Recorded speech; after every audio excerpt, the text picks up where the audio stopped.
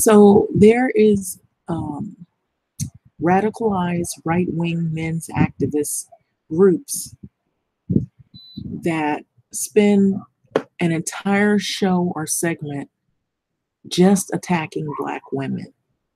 And so they call themselves, here it's entitled, the Proud Boys founder, Gavin McInnes, and a men's rights activist spent an entire show solely attacking Black females.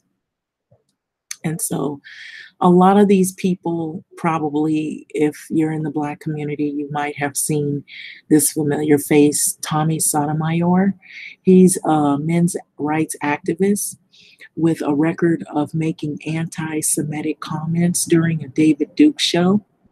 And so he is for Trump.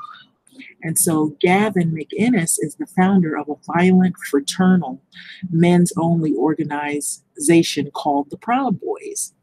And its devoted July 16th episode was Get Off My Lawn to criticizing Black women, starting with Beyonce McInnes, whose misogyny is well documented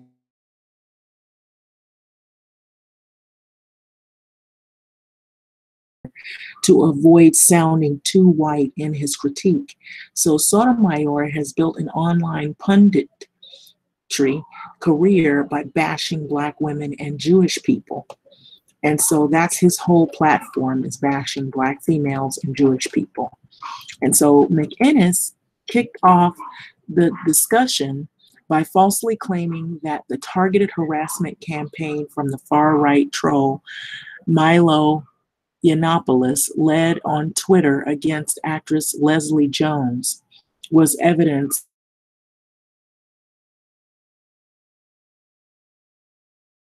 in America. So according to McInnes, the fact that Yiannopoulos was permanently banned from Twitter as a consequence showed that the platform was being differential to Jones because she's Black and a woman. McInnes' revisionist history conveniently ignores the fact that Black women tend to be targets of online harassment at higher rates than white social media users.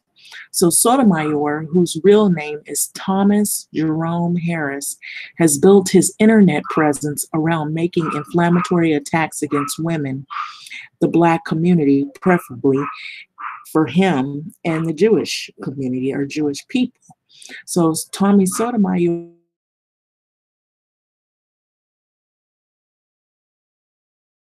guns, he should ban the niggas. So the video was embraced. Hulk,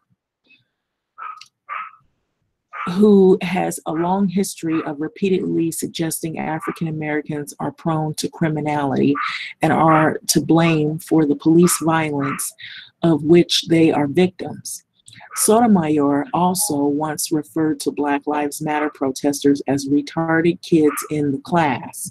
He hosted a former Ku Klux Klan member and leader, David Duke, on now deleted YouTube live streams, and appeared on Duke's podcast to discuss the destruction of the Black community due to cultural pollution that is being spewed out by the Jewish media elite.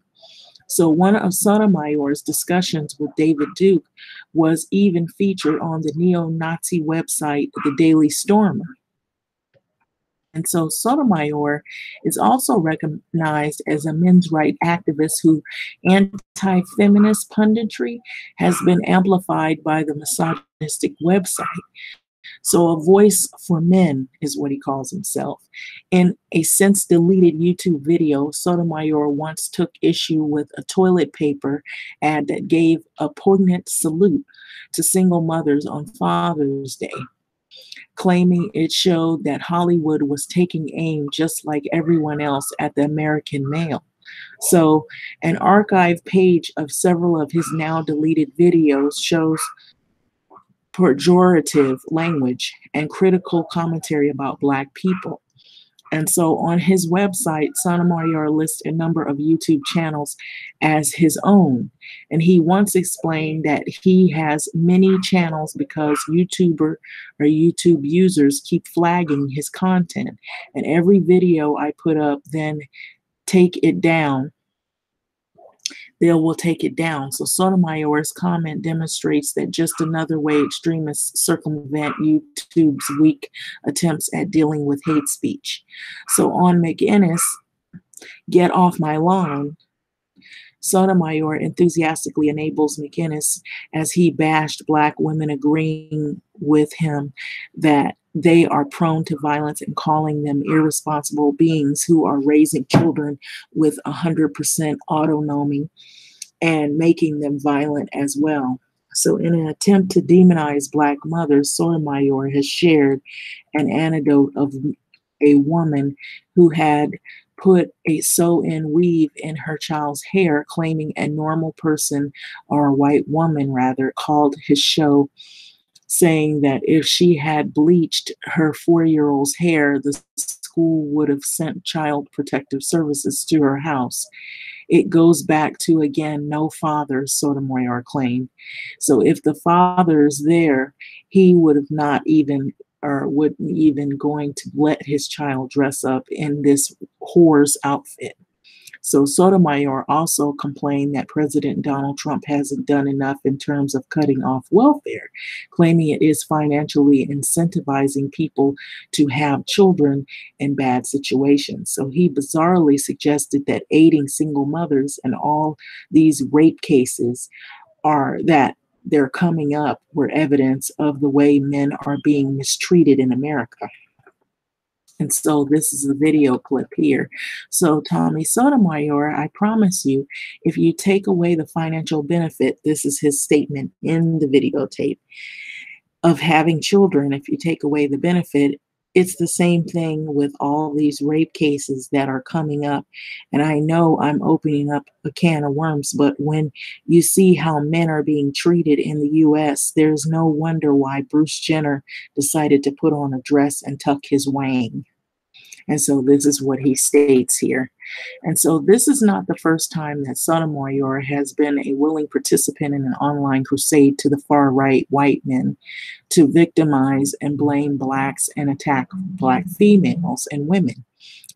During a guest appearance on Intellectual Dark Web Renegade Dave Rubin's YouTube show, April 2017, Sotomayor blamed single mothers for not picking the correct person to have a kid with and complained that the only person that's being held responsible is the guy. So he said that he was bothered by the fact that men could be held responsible to help financially. Held responsible to help financially with kids they had with women who claim it's my body. So so basically he's saying that men shouldn't be held responsible if the woman is saying it's her body. And so I can do what I want with it, but once I do it, I need help. Rubin, a dramatically unsuccessful comedian, joined Sotomayor in complaining about the double standards that limit white comedians from making jokes about anything remotely politically incorrect. So Sotomayor also joined one of YouTube's professional misogynists, Stephen Molyneux, for some man talk. Molyneux has built a reputation of becoming our reputation out of bemoaning feminism and complaining about the plight of men and promoting eugenics and scientific racism. And so during the discussion, Sotomayor complained that a man on trial for killing his wife couldn't say she was verbally abusive to me.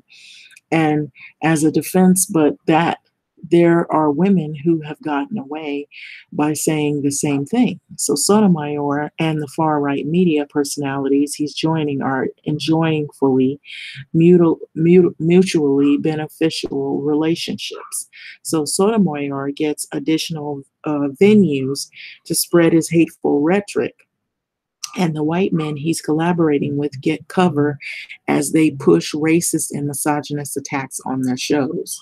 And so this is pretty much the whole article and what goes on with these guys. So I'm going to play the clip um, real quick. It's very short. Tommy, we're running out of time here. We only have a few minutes left. Every time I talk to you, by the way, I always think we've only barely scratched the surface. Even though my interviews with you are always 3 times longer than anyone else, and they still feel shorter. Let's have some light at the end of the tunnel here. Black unemployment is down. Maybe with less welfare in Trump's America, there'll be less of this entitlement and then less bad behavior and less prison and more families. And is there hope? I had hoped that Trump would do more of cutting off the welfare, because I honestly believe you cut that off and you try to make people more self-sufficient, they will be. And you will stop having all these children who are being born in bad situations, because they're only born that way because the person is benefiting financially. I promise you, if you take away the financial benefit from having children, it's the same thing with a lot of these rape cases that are coming up. And I know I'm opening up a different can of worms, but when you see how men are being treated in the United States, there's no wonder why Bruce Jenner decided to put on a dress and tuck his wang. He got treated, think about it, he got treated better with a tucked wang than he did with all the gold medals. Okay, that's pretty much it for that clip. And so I'm going to switch on over gears here. And so this is what is called the Street Fighters and Militias, Understanding the Oath Keepers and the Proud Boys. Right-wing brawlers head to the heart of Antifa country, and Proud Boys founder, what we just saw. And so, which is Gavin McInnes. And so here you have something called Street Fighters and Militias. And so there's all these groups that are cropping up. They've been around, but they hadn't really been in an uptick since who we have as president. And so all these groups are now become emboldened. And so they're making plenty of videos, plenty of commentary, and plenty of probably books too. And they're showing their faces, and they've even gotten so bold as to show their face even here in LA today at a meeting that at Maxine Waters' office today. The Oath Keepers showed up, and they weren't welcomed, of course. And so even ABC News has talked about it. They did a segment on the Street Fighters and Militia, Understanding the Oath Keepers, the Proud Boys. And so these groups pretty much, I don't know if this video is going to play. I wasn't trying to play the video. But anyway, there are armed protesters that are slated to start. I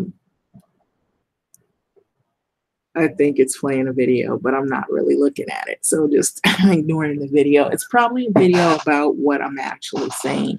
So the Oath Keepers are just one of the 2 right-wing groups that are planning public protests today and in the coming weeks, each with distinct philosophies and procedures. And so the one that they tried to do today, it says there are armed protesters that are slated to start a day or a week's long demonstration in front of a congresswoman office today in the name of the Constitution, which was Maxine Waters, and they weren't welcome. So the other groups is called the Proud Boys, a group who have been connected to a violent protest in the past year, who are planning a rally in Portland, Oregon, August 4th. That's what's coming up. But the narrative that both groups paint themselves unsurprisingly differs at points from that of the outside hate experts and religious advocates. So the difference is that the Proud Boys are racist street fighters and the Oath Keepers are an anti-government militia, said Heidi Burrich. So the director, she's the director of Intelligence Project and Southern Poverty Law, which tracks hate groups through the head of the Proud Boys disputes that definition, of course. So here is a breakdown of the 2 right-wing groups. So who are the Oath Keepers? The group defines themselves as a nonpartisan association of current and formerly serving military police and first responders who pledged to fulfill the oath of military and police to take and defend the Constitution against all enemies, foreign, domestic, according to their website. So they directly state that they will not obey unconstitutional orders, such as orders to disarm the American people and to conduct warrantless searches or detain Americans as enemy combatants in a violation of their ancient right to the jury trial. And so the group is planning a protest outside of the California Representative Maxine Waters today, which that took place and it didn't go over well and they bowed out of it. And Waters is warning her supporters. This took place today to avoid engaging with the group, which she says has a history of attempting to provoke violence. And she released a statement ahead of their protest calling for them an anti-government militia that has staged armed protests in cities across the country. So the Oath Keepers have a history of engaging in violent and provocative behavior. The group is known to protest in military-style clothing, like what I said in a previous video, while carrying various assault-style rifles, and the Oath Keepers would like nothing more than to inflame racial tensions, create an explosive conflict in the community, Waters' statement has read. So for their part of the Oath Keepers call Waters a terrorist inciter, and they have coupled their protest with a rally in support of the Bureau of Immigration and Customs Enforcement, which is ICE, as well as Border Patrol. So Burrage said that the coupling of their demonstration against Waters combined with immigration concerns is a classic example of them taking advantage of a political moment to promote their message. So she said that the group has much more focus on the federal government was out of control during the Obama administration, stressing government overreach, but the relative mission of immigration and border control were a little bit different than. And so this is pretty much a picture of an Oath Keeper standing guard during a pro-Donald Trump rally at a Martin Luther King Jr. Civic Center Park in Berkeley. And so he's sort of dressed, he has his helmet and his gear, and he's dressed in fatigue, and, you know, and they look pretty intimidating. And it says Oath Keepers. So Burrage reiterated that the traditional target of the Oath Keepers protest pretends to be the government or what they see as government overreach. And she likened them to a militia. They've shown up at a lot of instances where anti-government activists have refused to comply with the law. Nothing that, while typically armed, we haven't seen violence break out between Oath Keepers and counter protesters. But one of the most high-profile examples of their involvement in such a standoff was when they gathered in Ferguson, Missouri, to protect of the town when they were in the midst of the protest of the winter 2014. Another came earlier the year when they showed up in the support of the rancher, Cliven Bundy, in his standoff with the Bureau of the Land Management. And so they're often heavily armed and they show up at moments of sort of social unrest, Burrage said. So this is the alt-right group, including militias and the Oath Keepers, Klansmen, and Confederate flag advocate descent upon them. So you can see what they stand for and how they kind of are dressed in support of that group. So Gavin McInnes, the founder of the Proud Boys, which I had talked about earlier, specifically addressed the differences between the Oath Keepers and his group, saying the Oath Keepers are almost PC. So these guys are very, very careful about any Jewish. They won't go to the same rally if someone who's anti-Semitic is going to be there. So they're the social justice warriors of the fringe right, as they're called. McInnes said in a video post on his group's website. Who are the Proud Boys then? According to McInnes, who was one of the co-founders of the Vice Media before leaving the organization years ago, the Proud Boys are a militia racial group made up of straight guys, and there are some homos in there. They're are plenty of Jews. Okay, so the only prerequisite is that you're a dude, born a dude, and you accept the West as the best. And he said in a video posted on their group's website. And so the alt-right leader and former co-founder of Vice magazine, Gavin McInnes, attends an Act for America rally protest. And this is him right here, pictured here. A sticking point for the group that identifies the Western chauvinist is the colloquial understanding of the chauvinism as being sexist. They interpret the word that with the traditional definition that means which someone who is aggressively patriotic. Yes, we're chauvinists. Chauvinist doesn't mean sexist. Chauvinist means extremely patriotic, McInnes said, adding that we're mostly pro-Trump. Okay, so Abraham Hooper, the communications director of the Council of American Islamic Relations, said that the groups, including both Proud Boys and Oath Keepers, have seen their presence grow in a wake of Trump. And so it's kicked into high gear since the Trump administration. So we've been seeing a lot of these street fighter and militia groups cropping up. And they come at times you wouldn't expect them to show up. So usually of social unrest. So what we have seen in recent years is the convergence between Islamophobic groups and racist groups and white supremacist groups, Hooper told ABC News. So all these groups have been empowered and emboldened, like I said earlier, with the rise of Donald Trump, both as candidate and president, in our opinion, he said. So one distinction is that the group makes an effort to distinguish themselves from the neo-Nazis, and in a larger party, they argue that they are not racist. That's what they claim to be. But that's not what people see it as when they show up to these protests. It shows something totally different. So in a video titled, "We Don't Let Nazis in Proud Boys," McInnes says that he danced around the idea allowing Nazis, who he says exist in far fewer numbers than publicized, into his group for two reasons: the Jews and the blacks.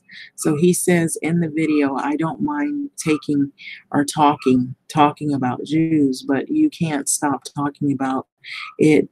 But why are you so obsessed with Hitler? He's one guy.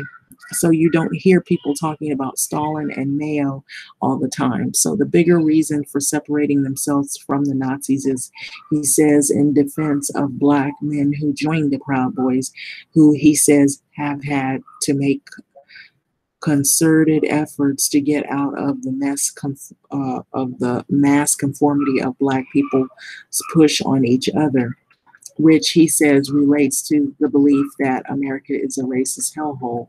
So when a chosen one wanders through the desert and ends up with us, I'm in no way allowing him to feel uncomfortable as this last little vestige of sanity where we encourage Western chauvinists, McInnes says. So basically, they include black men who are probably want to be involved in these incel groups and these street fighter groups, militia groups. They would include them as well, as long as that, they have the same mindset or same beliefs patterns. So one thing they didn't or don't deny is being violent. Okay. And so this is, and it's right here. He arrives the day for a freedom event in Whitehall, May 6, 2018 in London. And so there are videos online that purport to show members of the Proud Boys punching members of the left-wing Antifa and Antifa fascist groups at various protests in the past year. So they are violent. And so for his past, McInnes said that in a video on their site, of course, we're drifting into violence. I'm sorry we bring a stick to a rally where people are trying to kill us because you told the police to stand down. So I'm sorry we don't enjoy being sprayed. So Portland, Oregon was the site of multiple violent clashes between warring protesters in the past year, where one of the incidents included a videotape punch. So in September 2017, the protest in Portland, Oregon wasn't limited to, but included members of the Proud Boys, and it prompted the city's mayor, Ted Wheeler, to issue a warning. So Portland rejects racism, bigotry, and xenophobia. So we reject white supremacy. Messages of hate are not welcome in Portland. And we have seen far too often how these words of hate can quickly turn into acts of violence. So Portland also rejects violence, Wheeler said in a statement at the time. So Burrich echoed the Proud Boys' connection to violence. We haven't really seen serious street fighting since Charlottesville, Burrich said, referencing the alt-right protest in Virginia of August of 2017. So this group is becoming very radicalized, and they're getting really in the face of the left-wing protesters or anti-fascist Antifa, she said. So that's pretty much the article. So that kind of gives you a tidbit of these groups that if you were unfamiliar with them, then get familiar with them, because you may see them at rallies, you may see them where there's social unrest, and if there's protests that are being held. And more recently, what happened today, Thursday, at Maxine Waters' office, they did show up, the group, the Oath Keepers, right here, that is pictured here. And so this is what's happening here in America, and I just wanted to know, what do you think about this whole shebang? Your thoughts, feedback, and comments on these issues. But these groups should shed some light as to why you've been seeing a lot of Black women had complained in the past that there were a lot of videos of males bashing females. Well, this would be a reason for it. This was more than an explainable reason as to why this has been happening. So there's been a lot of these incel groups and these males activist groups that pretty much hate females. And so some of them even have videos stating that they're getting in relationships so that they can hurt women. I've heard videos like that where they use trickery to try to lure women in clutches of them, and so they make as though they're having an interest in this woman when they initially don't have an interest. It's more to damage her or to hurt her or to do some kind of physical harm or bodily harm to the woman, or abuse her in some type of a way. So you have to be careful, all of you young women out there who are looking at getting in relationships and you're wondering why, if it's you might be getting in relationships with guys that are part of this group. And from what I'm hearing, these groups are pretty prevalent now. And you have to be on the lookout for this type of activity and these mindsets and mentality. There's got to be something they're leaving behind that gives you a clue that they have this mindset. So you almost have to survey and interview the person you're with to find out, are you part of any, clubs or groups? They might not right out tell you, but you got to watch the mannerisms, who they hang around, what kind of TV shows they watch, what kind of talk. This is going to come out some way. It's going to show its ugly head some kind of way, especially when you get into talking about politics. You can ask them as simply who they voted for, And if they're in a relationship with, I would think they would feel compelled, that it was the person, that the significant other. If they have a problem telling you, that might raise a red flag. But what are your thoughts, comments, your feedback on these issues? Because this has sort of gotten way out of control. And so this really sheds a lot of light too on as to why you see a lot of those YouTube and some of those Instagram and whatever those social media sites where they do nothing but bash females. Now you know where a lot of it is coming from these groups like this. So with that being said, like, comment, subscribe, and thanks for listening.